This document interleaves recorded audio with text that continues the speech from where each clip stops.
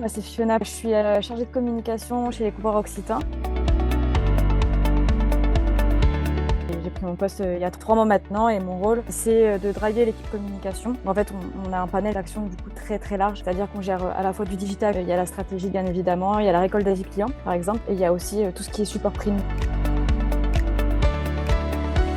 Jusqu'à maintenant, j'ai eu des postes avec un peu moins de responsabilité. J'ai eu des postes de community management, d'assistant de communication, etc. Et je recherchais un poste avec plus de responsabilité. Il y a forcément aussi l'enjeu financier qui est rentré dans le lot aussi. Et surtout, j'avais besoin aussi de me sentir concernée, de partager les mêmes valeurs de l'entreprise que j'allais rejoindre.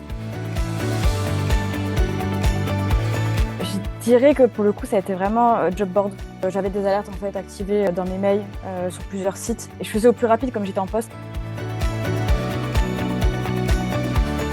J'avais vu l'offre sur LinkedIn et quand j'avais cliqué en fait sur postuler, ça renvoyait du coup justement vers la plateforme Léa. Au début, c'est vrai que je m'attendais en fait à avoir une candidature classique où je pose mon CV et je pose ma lettre de motivation. Et en fait, on clique sur suivant et on a les étapes suivantes avec toutes les questions et qui finalement, je trouve l'expérience un peu intéressante. Déjà, ça permet de se poser des questions qu'on se pose pas forcément. Parce qu'en fait, c'est un peu des questions de manière détournée, de comprendre un peu les valeurs de la personne qui postule, etc. Qu'est-ce que je vais répondre, qu'est-ce que finalement me représente, etc. Donc c'est un petit exercice aussi assez rigolo. Et je pense que pour le coup, je vois aussi l'intérêt pour l'entreprise. Ça permet aussi de faire le tri entre guillemets dans ces candidats.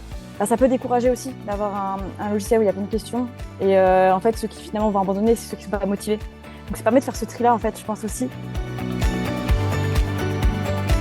Un processus de recrutement classique je veux dire c'est on envoie un CV, une lettre de motivation, on attend une réponse ou pas. Là j'ai eu la sensation en fait que l'employeur voulait creuser un peu qui j'étais. C'est vrai qu'un entretien quand on reçoit la personne en face à face ou en visio ou quoi que ce soit, parce que souvent vient l'essentiel, bah voilà, quel est ton parcours, quelle est ton expérience. Là, ça permet en fait de creuser et d'apporter notre approche, de faire un tri et d'avoir déjà des infos sur les valeurs, sur un peu la façon d'être de la personne, son savoir-être, etc.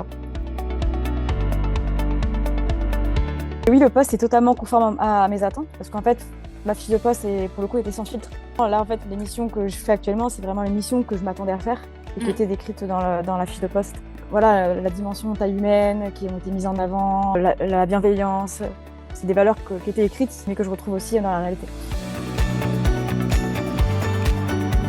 Je trouve la plateforme assez ergonomique, simple d'utilisation, etc. Après, moi, j'ai une approche un peu différente parce que je ne l'ai pas utilisée dans un cadre de recherche d'emploi. Je me suis retrouvée sur Léa parce que j'ai postulé à une offre d'emploi que j'ai vue sur LinkedIn. C'est différent, c'est innovant et puis c'est facile d'utilisation.